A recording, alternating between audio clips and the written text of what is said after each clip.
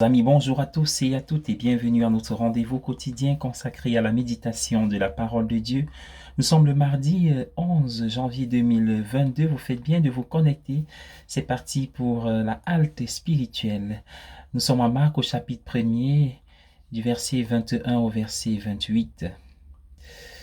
La prière ne doit pas toujours être mesurée et contrôlée.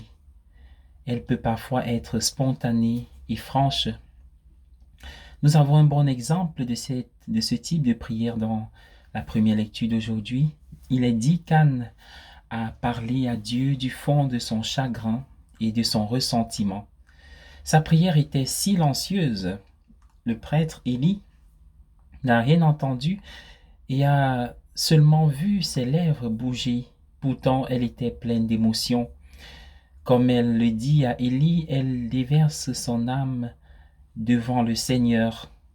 Elle était elle-même devant le Seigneur, ouvrant au Seigneur le ressentiment et la tristesse qui étaient dans son cœur et dans son âme, parce qu'elle était restée sans enfant pendant si longtemps. La prière d'Anne nous montre que notre propre prière peut être totalement honnête. Nous n'avons pas à mesurer, à censurer notre prière en présence du Seigneur. Il n'y a rien dans notre vie qui soit hors limite. Dans notre prière, le Seigneur peut faire face à tout ce que nous lui lançons dans la prière. Il n'y a pas de prière incivile.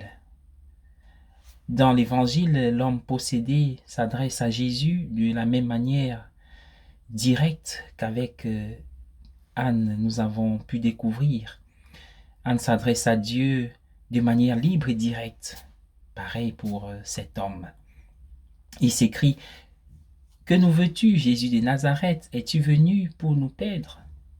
Nous pouvons presque sentir la colère dans les questions que l'homme lance à Jésus. Pourtant, tout comme Dieu s'est accommodé au ressentiment et du chagrin et du ressentiment de Anne, Jésus semble à l'aise avec la colère profonde, démoniaque de cet homme.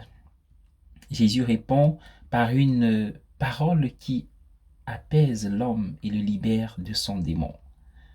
Tout comme dans la première lecture, il est dit d'Anne qu'elle n'était plus abattue après sa prière. Ainsi, chaque fois que nous ouvrons notre cœur au Seigneur, en lui révélant ce qui s'y trouve, y compris nos émotions les plus sombres, nous faisons nous aussi l'expérience de la présence guérissante et apaisante du Seigneur. Bonne journée à tous et à chacun.